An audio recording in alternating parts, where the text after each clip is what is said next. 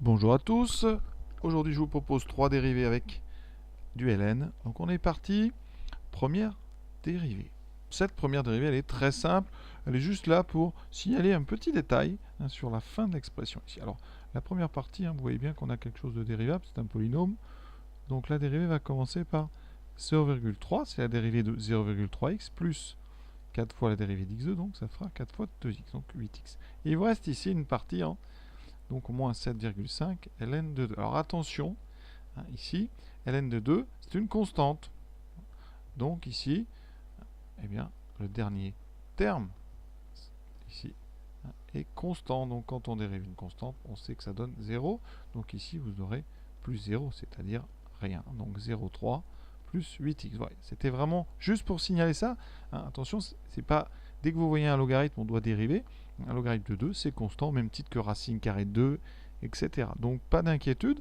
Alors si on avait eu par contre 7,5 ln de x, là, il aurait fallu bien donc dériver ln et dire que la dérivée donc ça aurait été moins 7,5 fois la dérivée de ln, donc moins 7,5 fois 1 sur x. Donc on aurait gardé le moins 7,5 en coefficient.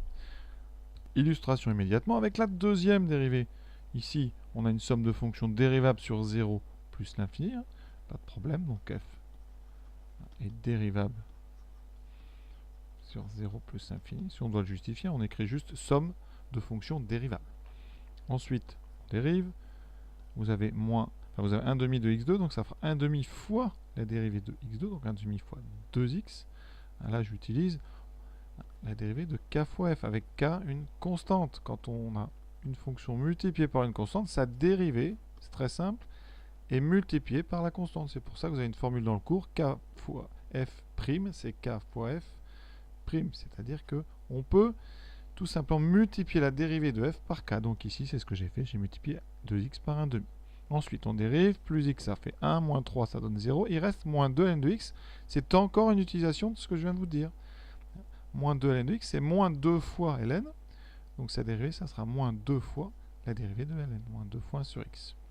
Ça donne donc x plus 1, moins 2 sur x. Alors comme on aura après à faire des études de signes, on va mettre au même dénominateur. Je vous rappelle, pour mettre au même dénominateur, on multiplie tous les termes qui n'avaient pas avant le dénominateur x par x. Donc ici, x va être multiplié par x. On aura donc x2 plus 1 fois x moins 2, qui lui était déjà sous x. Donc pas la peine d'en rajouter. Voilà, vous voyez qu'après, pour une étude de signe, on a un trinôme en haut, x en bas, c'est très simple. En vous rappelant bien ici que x est positif, donc l'étude est très rapide. Maintenant, un quotient 1 plus ln de x sur 1 plus x. C'est bien défini sur 0 plus infini. Ensuite, en haut, vous avez une fonction dérivable. En bas aussi, donc, f est dérivable sur 0 plus infini. On pourrait même ici détailler, mais voilà. À l'oral, vous devez dire donc que 1 plus ln de x est dérivable, 1 plus x aussi. Comme 1 plus x est différent de 0 sur l'ensemble, la fonction f est dérivable.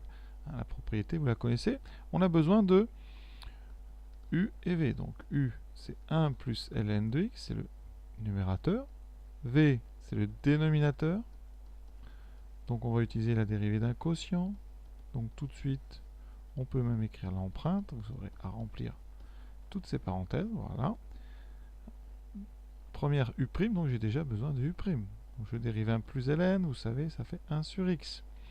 V', dérivée de 1 plus x, c'est 1. Je n'ai plus qu'à remplir en respectant bien l'ordre. U' d'abord, toujours u'. 1 sur x, 1 plus x, moins u 1 plus ln de x, v', 1, divisé par v, donc 1 plus x.